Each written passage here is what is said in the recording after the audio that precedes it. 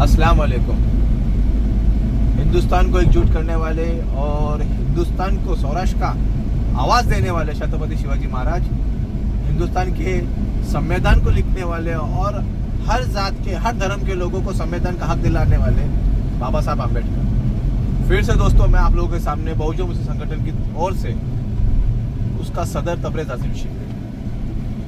दोस्तों, मेरी माए बहनों और आलम इस्लाम के लोग भाइयों, मैं आप लोगों को इस मौजू के ऊपर बात करने के लिए आया हूँ कि आज वो मौजू आज पूरे हिंदुस्तान का एक चर्चा और उस पर गुफ्तगू का मौजू हो चुका है। वो मौजू है वक्फ अमेंडमेंट बिल, जो कि अभी की सरकार ने 2025 में उसको हमारे ऊपर लागू कर दिया है।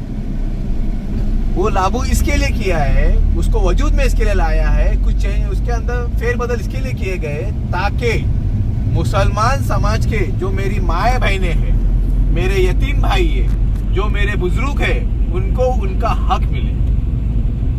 आज वो अमेंडमेंट बिल के ऊपर पूरे असेंबली के अंदर एक खलबली सा माहौल बन गया है कि मुसलमान लोगों को गुमराह किया जा रहा है कि अगर ये तुम्हारे ऊपर लागू हो जाएगा तो तुम्हारे मस्जिदें, तुम्हारे मदरसे, तुम्हारे कब्रिस्तानी, तुम्हारी ईदगाह छीने जाएंगे। लेकिन मैं उन लोगों से ये सवाल पूछना चाहता हूँ आपके मंजर से कि आज तक जब वक्फ के इसमें चेंजेस नहीं की गई थी, फेरबदल नहीं की गई थी, उसमें आप लोगों का क्या फायदा हुआ, और आज ये चीज जो फेरबदल की गई है तो उसमें आप लोगों का क्या नुकसान होगा। आज मेरी माए बहने जो तलाकशुदा है, जो अपने खानम ने उनको छोड़ा है और अपने बच्चों के साथ में उनको छोड़ दिया है, वो आज चार घर का काम करके अपने बच्चों का पेट भरती है।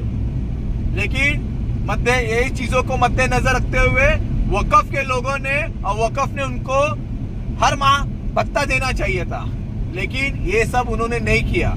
जितनी भी वक्फ बोर्ड की जगह है, जितनी भी वक्फ बोर्ड अदारे हैं, उन अदारों में सिर्फ जो मुत्तली वक्फ बोर्ड के लोगों ने ठहराया है, वो मुत्तली लोगों ने आज सबसे बड़ा जो गबन किया है उन लोगों ने किया है। मुआशरे में ये अफवाह फैलाई गई है कि ये अमेंडमेंट बिल पास होता है तो मुसलमान बेघर हो जाएगा, मुसलमानों के मस्जिदें छीनी जाएंगी। तो बताइए कि ये सरकार आने से कौन से मस्जिदें छीनी गई और कौन से मुसलमान देश के बाहर चले गए। आज जितने भी लोग हमारे पैरवी कर रहे थे, हमारे लोग जो हमारे आलम इस्लाम की कसमें खाते थे और जो मुसलमानों की मिल्लत की बात कर रहे थे, इन लोगों ने इतनी असेंबली हुई, इतने हर चीज हुई, इन लोगों ने कौन सी हमारी बातों को वहां रखा। और जब उनको पता था कि उनके लोग ही वक्फ की जगह को, यतीमों की जगह को, मिस्किनों की जगह को बेच रहे हैं और अपने पेट भर रहे हैं, अपने घर भर रहे हैं, अपने बच्चों को लंदन, अमेरिका ऐसे स्कूलों में डाल रहे हैं, और हमारे यतीम बच्चे आज भी वही काम कर रहे हैं, वही स्कूलों में पढ़ रहे हैं, वही पंक्चर बना रहे हैं, वही टायर की दुकानों में काम कर रहे हैं, वही पान मसाला बेच रहे हैं। ये हमारे कौम मिल्लत की आज हालत है।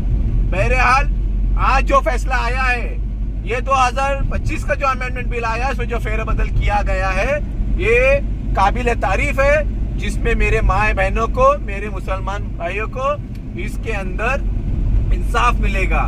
और इंशाअल्लाह ताला और बहुजन मुस्लिम संगठन की ओर से मैं ऐसे कुछ दस्तावेज आप लोगों के सामने रखूंगा जिसमें आप लोगों के जहन में ये बात आए।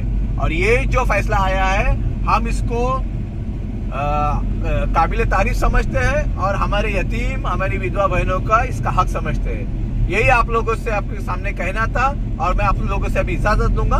खुदा हाफिज।